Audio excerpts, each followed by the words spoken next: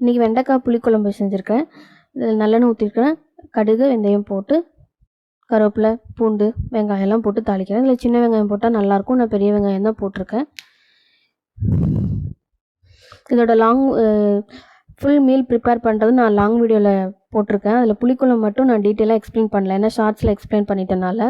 மற்றபடி இதுக்கோட சைட் டிஷ்லாம் நான் லாங் வீடியோவில் எக்ஸ்பிளைன் பண்ணி ஃபுல் மீலும் ரெடி பண்ணி நான் காமிச்சிருக்கேன். அது லாங் வீடியோவில் டேக் பண்ணுறேன், செக் பண்ணி பாருங்கள்.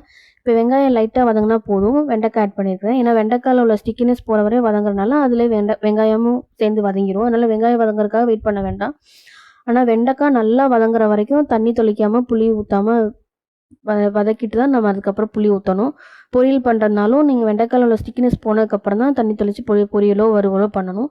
இப்போ நான் நல்லா வதங்கினால இப்போ புளி ஊற்றுறேன். நான் எலுமிச்சம்பழம் அளவு புளி கரைச்சி ஊற்றுறேன்.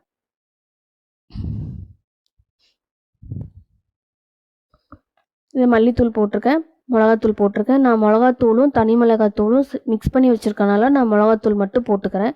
நீங்கள் மிளகாத்தூள் தனியாக தனி மிளகாத்தூள் தனியாக இருந்தாலும் போட்டுக்கலாம். அதனால் மிக்ஸ் பண்ணிவிட்டு நம்ம வேணுங்கிற அளவு தண்ணி ஊற்றி பச்சை வாசம் போக கொதிக்க வைக்கணும். உப்பு ஆட் பண்ணிக்கிறேன். உப்பு பார்த்து ஆட் பண்ணுங்கள். உப்பு ஆட் பண்ணிவிட்டு வேணுங்கிற அளவு நான் தண்ணி ஊற்றி குழம்பு மிக்ஸ் பண்ணிவிட்டு மூடி வச்சு கொதிக்க வைக்கிறேன். லைட்டாக கொதிச்சிருக்கு. இந்த ஸ்டேஜில் நம்ம செக் பண்ணிவிட்டு உப்பு மிளகாத்தூள் புளி ஏதாவது முன்ன பின்ன கம்மியாக இருந்துச்சுன்னா ஆட் பண்ணிக்கலாம். நான் செக் பண்ணி பார்த்துட்டு எனக்கு கொஞ்சம் உப்பு பத்தாமல் இருந்தது, நல்லா உப்பு ஆட் பண்ணிக்கிறேன். எப்போவுமே உப்பு கம்மியாக போடுங்க. திரும்பி நம்ம பத்தலைன்னா நம்ம எக்ஸ்ட்ரா போட்டுக்கலாம். அதனால தான் இந்த எடிட்டில் கட் பண்ணாமல் நான் ஒவ்வொரு வீடியோலையும் நான் அதை ஆட் பண்ணுறது. இப்போ நல்லா மூடி வச்சு கொதி வந்துருச்சு.